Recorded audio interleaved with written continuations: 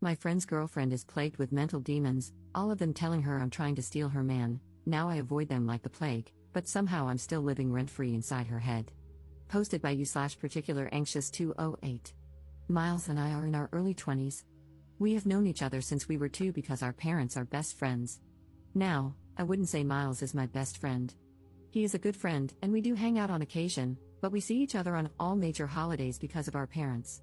The problem started because of a dumb childhood memory. When we were 8, we had a wedding play in the school aftercare program. I played the bride and Miles was the groom. It was a play with horrible songs and uncoordinated kids. Obviously, our parents took pictures and videos of that, and we each have one picture on our family picture walls. Miles is dating Lindy. They met 3 years ago and started dating last year. Lindy does not like me. So every time we coincide at a celebration, she makes a comment about me being the typical girl best friend. One time, she even said that I secretly wanted to sleep with Miles. I have no clue where she got that impression from. Miles and I have different friend groups and schedules, and besides the monthly catch-up over food, we don't really meet that much. Things got worse when Lindy saw the wedding play picture. The comments just increased. She even started DMing me on Instagram, saying she knew what game I was playing. I talked to Miles about this once, and he told me to give her time. So his birthday was on Saturday, and I was invited. Lindy wrote me something along the lines of her supervising me. This was their first birthday as a couple, and I was apparently not allowed to take up his time. I was honestly just fed up. I tried talking to Miles once more, but he said the same thing. So I just skipped it. When the party started, I wrote a quick message saying, "Sorry, I can't come," and told him my mother would bring his present. Now he's upset with me for missing his birthday. Lindy is mad that I made it all about myself, and my parents are upset that I missed a family function. Edit. I didn't show anyone the messages because I didn't want to make more out of this than it is.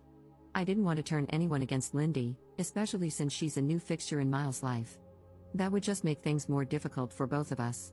I thought that talking about it might be the more mature thing to do. My parents aren't mad at me or blowing up my phone. They, along with Miles' parents, were just bummed out that this was the first birthday I ever missed. As for why she's jealous, I have no idea. Neither of our parents ever wanted us to get together. There were never any jokes or anything about it. I think they'd also never want that. The wedding play picture is in the living rooms because they loved it, and it was our first play. Update 11 days later. I'll update you on the first part and clarify some things later. After my post, I talked to Miles. At first, he was kind of mad and thought I had been blowing things out of proportion. We came to the conclusion that we should distance ourselves while he figures things out. Mainly because I didn't want the added stress of petty drama. Then I talked to my parents and explained to them what was going on. They were really upset by how Lindy treated me. Obviously, they weren't going to get involved, but it was nice to get that off my chest. Then, nothing else happened until Tuesday evening. Wednesday was a holiday, so some of my friends took the opportunity to go to an Irish pub to do karaoke. At some point, my best friend and I went to the bathroom to pee and touch up our makeup. Then Lindy and some of her friends walked in and kind of cornered us. It wasn't pretty. They started loudly talking about man stealing beaches and how some women were just born to be homewreckers. They talked about how pathetic it is to pretend to be a guy's friend just to sleep with him, and how pick-me girls are the worst. They kept edging us physically into the area by the hand dryers while pretending we weren't there. My best friend eventually had enough and just pushed through them, pulling me behind her. We were almost back at our table when Lindy came up behind me and pulled my hair, causing me to fall backward onto a metal footrest. It hurt so much that I started to see white. Then a girl next to Lindy poured beer on me. I can't really tell you what happened after that, but there was a scuffle, and someone dropped one of those heavy pint glasses on my head. Lindy and her friends were taken away by the police, and I was taken to the hospital. My parents were furious, as were Miles' parents. They both came to the hospital. I was severely concussed, my nose was fractured, and the worst thing is that I have a hairline fracture in my back. I stayed in the hospital until yesterday morning. Miles tried calling me several times, but my parents told him not to visit me right now.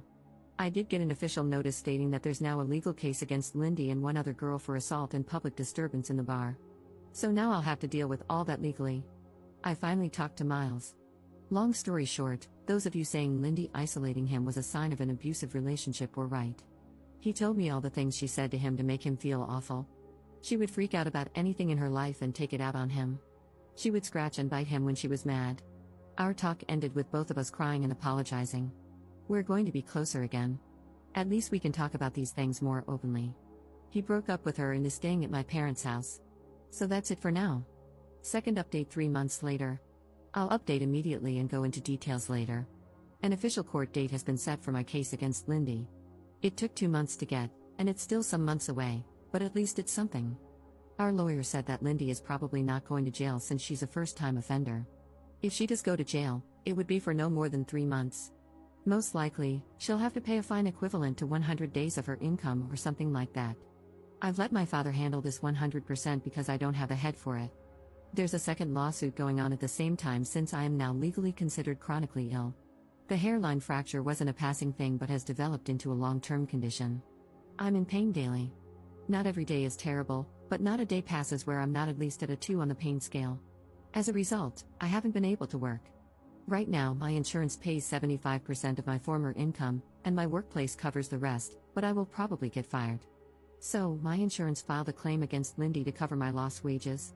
I'm currently not in contact with Miles. I try to be supportive, but being disabled by his jealous ex-girlfriend has made me bitter toward him.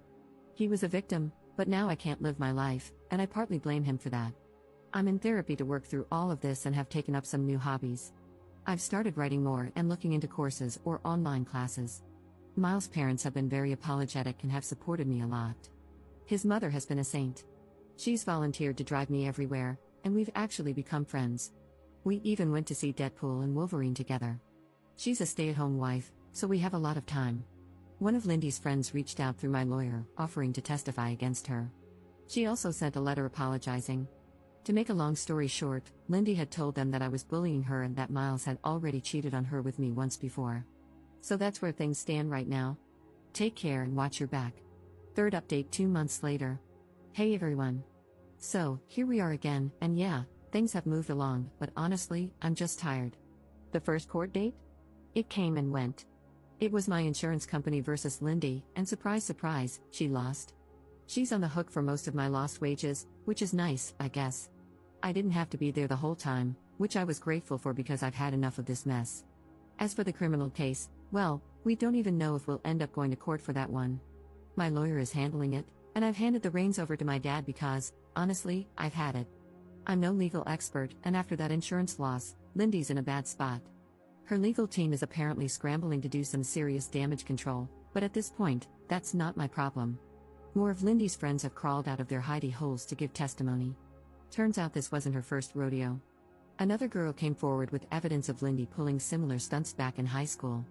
This poor girl was just sitting next to Lindy's then boyfriend, being a normal human, and Lindy went off the rails, starting rumors and even spreading literal breadcrumbs on her table to trigger her celiac disease. Yeah, she's that kind of psycho. No one could prove it at the time, but now, with all these friends popping up, it's all coming to light. And believe me, these girls didn't have some moral epiphany, they're just terrified of getting fired or having anything negative pop up in their records. The receipts are coming out, and it's getting uglier by the day. Now, let's talk about Miles, because that's a whole other dumpster fire. I'm still not speaking to him.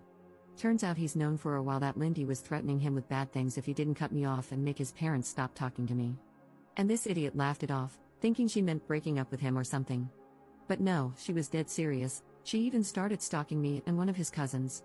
She made a fake profile and was sending cryptic messages to his cousin. What did Miles do? He talked her down. Yeah, that's it. She kept giving him ultimatums, and he just rolled with it. So, yeah, I'm even angrier at him now. He knew she was unhinged and didn't do a damn thing about it. He let her spiral while I got dragged through the mud. His dad finally got involved and dragged him to the police, where they filed reports about all the crap Lindy pulled. They have evidence now from the stuff with his cousin and even photos from when Lindy got physical with him. So, at least something's happening on that front, but it's too little, too late if you ask me. As for Lindy, well, she's gone radio silent. Except for TikTok, of course. My friends keep sending me her cringy videos, and it's honestly kind of disturbing. She's acting like nothing's happening, like her whole life isn't unraveling. She's got a new boyfriend now, and they're making those awful lip-sync videos together. I think she's living at his place, but who knows? Maybe her parents cut her off. Wouldn't be surprised. Oh, and the guy? Yeah, one of my friends looked him up. Let's just say he fits right into her pattern. As my grandma would say, there's a lid for every pot.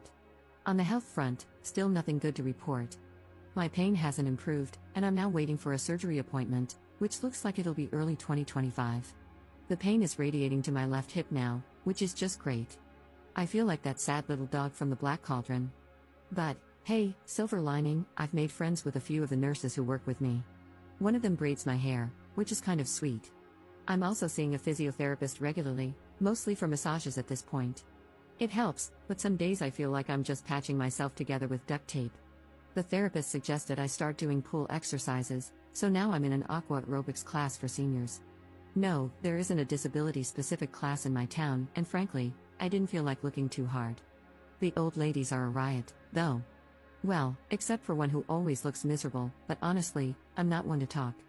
One piece of good news, I finally got approved for a wheelchair. So, at least I can go out with my friends without feeling like my body is falling apart after an hour.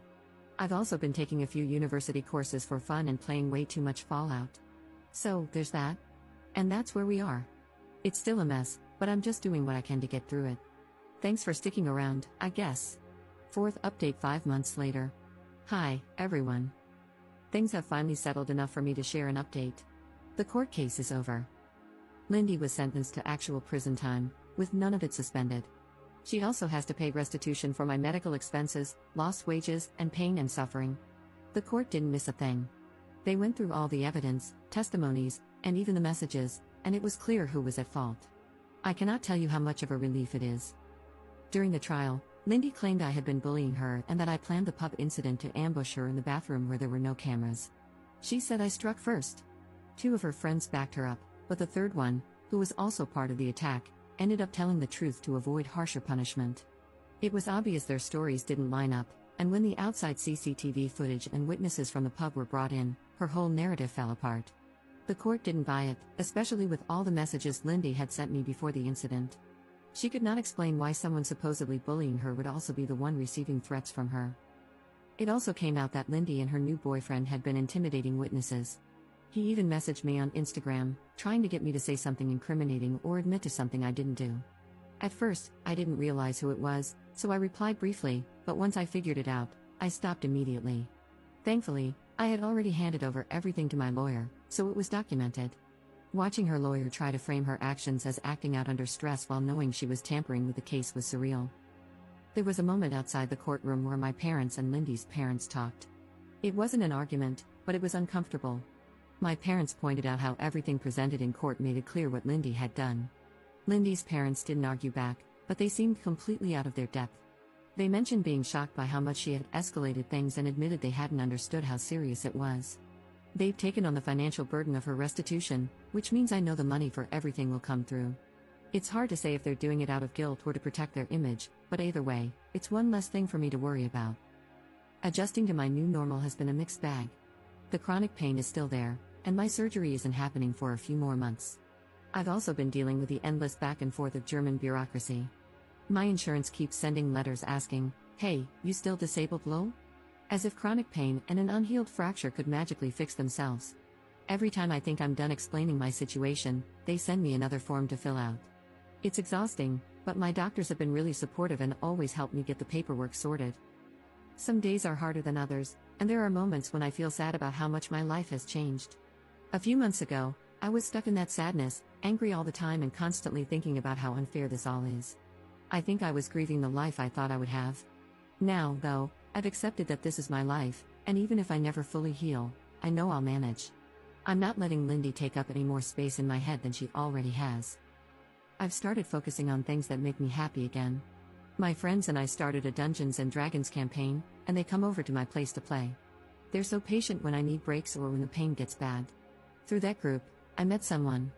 At first, I was nervous about getting close to him because I thought he might see my situation as too much to deal with, but he's been amazing.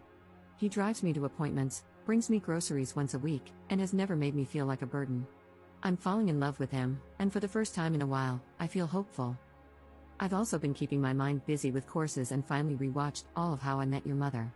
Sometimes I catch myself comparing my old life to this one, and it makes me sad, but I don't stay in that feeling as long as I used to. I've started finding a balance between moving forward and letting myself feel everything that comes with this new chapter. I've distanced myself from Miles' parents. They were wonderful to me, but I realize he needs their support now more than I do, and it should be undivided.